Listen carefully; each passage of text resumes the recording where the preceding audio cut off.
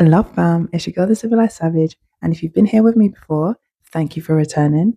If this is your first time, welcome to Between Me and You, open reflections from the pages of my journal.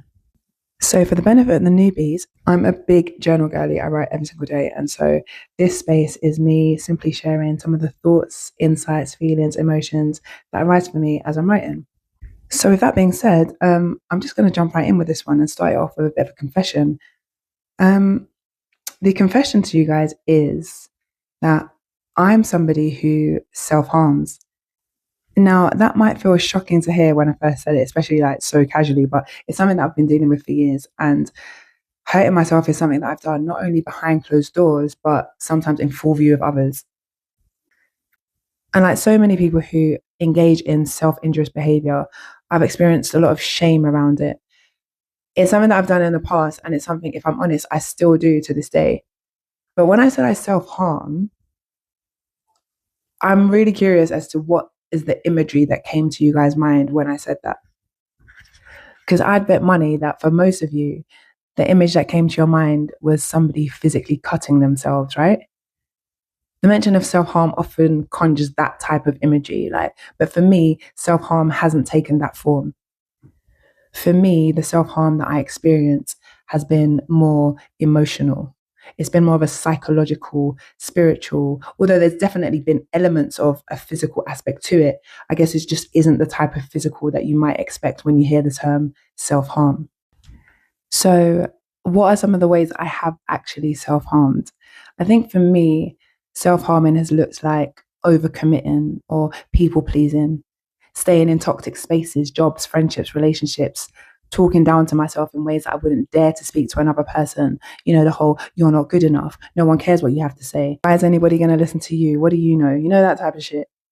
In so many situations, I've chosen, and I say chosen because let's be real, everything is a choice. And I've chosen not to pursue things I love out of fear of judgment, fear of rejection, and God knows what else. My diet and my relationship to food is another area that I really be inflicting serious harm on my body. Like I'd be skipping meals like crazy. And if I'm not skipping meals, I'm eating foods that numb me instead of nourish me. What's another one? Not being as financially literate as I could be, dimming my light so that others could shine, asking for help, refusing rest in the name of productivity, not showing up authentically, breaking promises self. Like I've literally lost count of all the times I've said, I'm going to start that workout plan, or I'll do that 5K run, or I'm going to release that podcast, or I'm going to edit that footage. I'm going to share that thing that I've really been working on for the past however long, because I really believe that it deserves to see the light of day and it not seeing the light of day. So, yeah, all of these things have been ways that I've dabbled in self harm. And you know what the wildest part of all of it is? Most of the things that I did were done in full view of other people.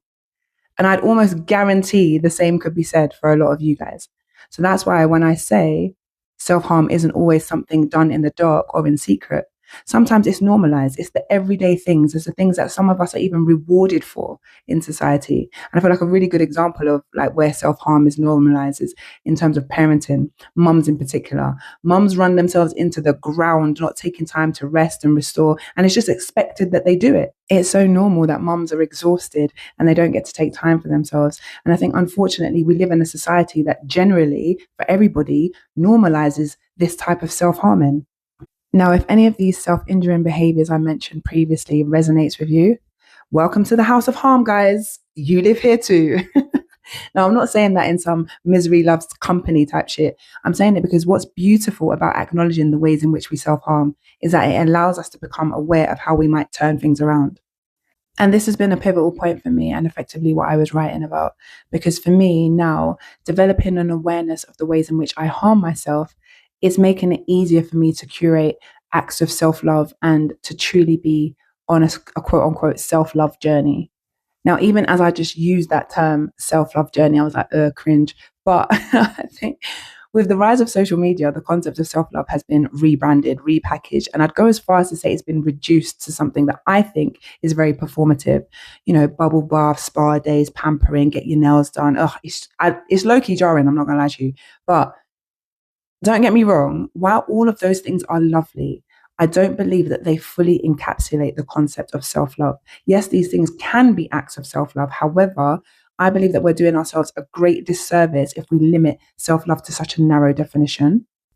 My thought is, if we don't take the time to really look at the ways we harm ourselves, it becomes much harder to understand what self-love actually means for us. Because let's be real, self-love isn't some abstract, fluffy idea of all things wrapped up in a pretty pink little bow.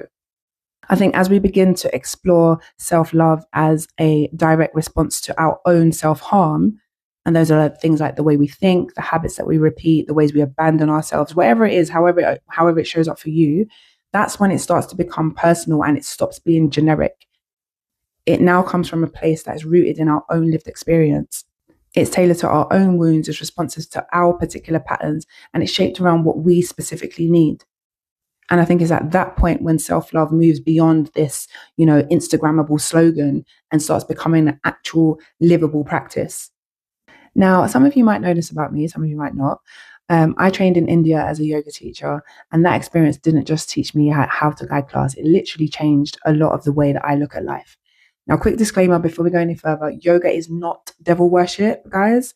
It's not in conflict with any particular faith that you might be connected to. If anything, when you understand the philosophy of yoga, it actually deepens whatever spiritual path that you already find yourself on. So let me just put that out there real quick. Now, one of the principles that has possibly been one of the ones that have stayed with me and I've really tried to internalize is the principle of ahimsa.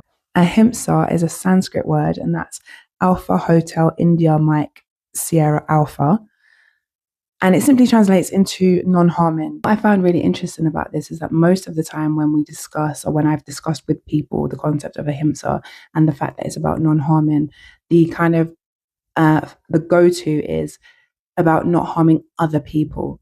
And while that is definitely true, not harming other people, any sentient being, not harming the environment, etc., it also asks the question of, are you being non-harming to yourself?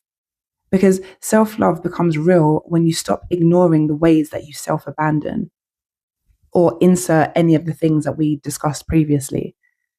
Ahimsa really helped me to see things very differently. And as an example, I'd say, like, I wasn't just tired. Sometimes we just say, oh, I'm tired. No, I was harming myself by refusing rest. Sometimes you say, like, oh, I felt a bit insecure. I was harming myself through constant comparison. Oh, what's another one that I wrote about? Sometimes you feel like, oh, I'm struggling to let go. Maybe the struggle isn't with letting go. Maybe it's I'm harming myself by reopening wounds I said I wanted to heal and wasn't taking the time to heal them. Maybe.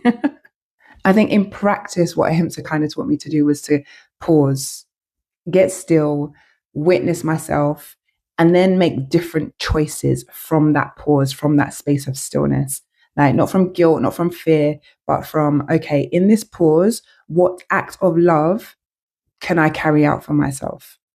And it might sound corny to a lot of people, but ultimately, this is the essence of what we're doing. Whenever you're doing anything good for yourself, you're doing it because ultimately you're trying to show yourself love. No, you're trying to do the nice things for the person who apparently is supposed to mean the most to you.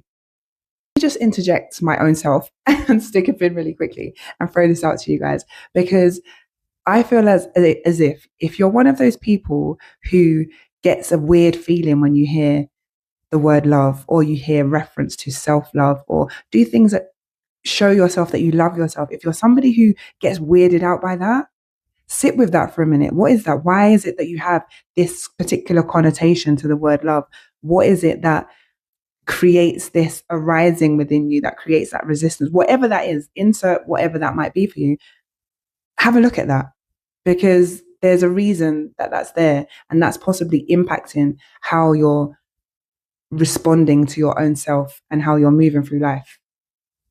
But I digress. We'll continue. So yeah, as much as I've kind of created this space as a result of my own internal reflections that I've wanted to share with you guys, I also want this space to not just be about you guys listening to me. I also want to create an opportunity for you guys to reflect too. Hence why I kind of took a pause and said, okay, think about why you feel the way you do when you hear the words love or self-love, etc., etc. So now I've got a different question for you guys. In what ways am I harming myself right now?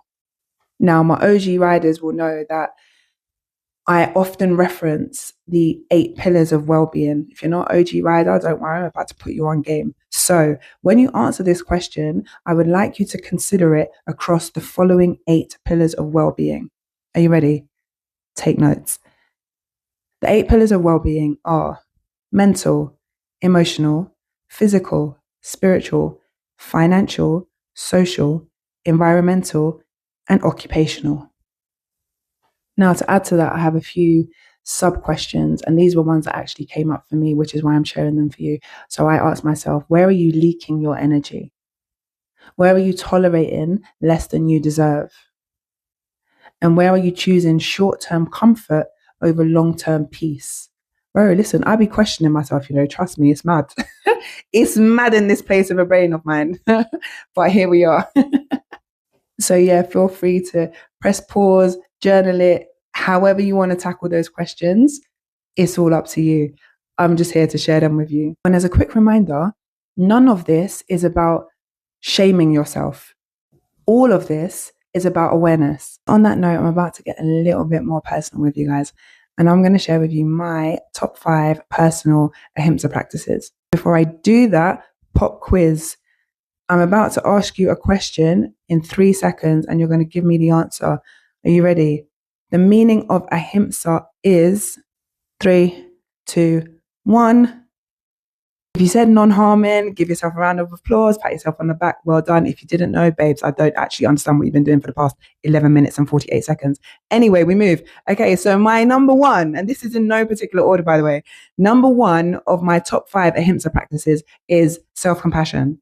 If you've heard me speaking across any of my platforms, you will know that I always talk about the crazy inner critic that I have. And I actually have a name for my inner critic. I call it the nothing. So when the nothing shows up, I pause and I ask myself, would I say this to somebody that I genuinely care about? If not, it doesn't belong here. Put it in the bin. So instead of things like, oh my God, I'm such a mess, which I say a lot, I'm in the practice of using things like, I'm learning, I'm growing, mistakes are a part of the process. So it kind of just shifts the energy a little bit, not every day down on yourself. Again, self-compassion. I'm in the practice of this thing. I'm allowed to make mistakes, etc., etc. The goal isn't to silence my inner critic. It's to retrain it. It's to give it new language to support me rather than suppress me. Bars. Anyway, your inner voice ultimately sets the tone for your whole entire life, in my opinion. Number 2, set boundaries. Now, let me be very, very clear. There is a major difference between boundaries and barriers. Now, my personal reference for the difference between a boundary and a barrier is that a boundary is about getting really clear on the intentions that you're setting for yourself or a situation. It's based in present moment awareness and what you're trying to create for yourself moving forward. I did a live about this one time before. I'll do my best to link it here somewhere so you guys can see a little bit extra of what my thought process is around barriers and boundaries. But anyway, I digress. Moving forward. A boundary can sound like, I value respectful communication. If we can do that, great, and we can have the conversation. If not, I'm not going to have this conversation with you. And the key part to boundaries, which I really struggle with sometimes, is the follow through. There's no guilt, no over explanation, just self-respect in action, and just really hold on to whatever it is the thing that you've said and apply the consequences should you have to. Number 3, consume with intention, and that is in regards to food, media, conversations, relationships, sex. Ask yourself, guys and girls, is this nourishing me or draining me? Your body, mind, energy is sacred. Listen, scrolling for hours on TikTok is not going to help you, bruv. Entertaining that dead guy or that dead girl. Self-harm, yeah? When you start thinking about it as self-harm, it's going to make you feel like, bro, I'm not even on it. Let me just not. I don't know if I read this somewhere or if it came out of my own brain. I don't remember, if I'm honest. But the line was, this isn't about restriction. It's about refinement. So you're not saying that you can't do certain things. You're just refining who, what, where, how you engage with certain people and practices. Oh, as I've said that, I remember now. It was from Thich Nhat Hanh. his book on silence. I'll tag it somewhere. Number 4, rest. Guys, exhaustion is not cute. Productivity without pause is effectively self-abandonment. Rest without guilt, guys. Sometimes my deepest rest is silence. This is why you don't hear from me certain times. If you know me personally, sometimes I don't chat to nobody. You won't hear from me for weeks. Sometimes it's turning off my phone. Sometimes it's saying no to people. Sometimes it's people asking me to be outside. Absolutely not. Soz, babes. Rest is not weakness, it's maintenance. And number 5, this one might actually be the hardest, but probably my favorite one out of my top 5. Living authentically.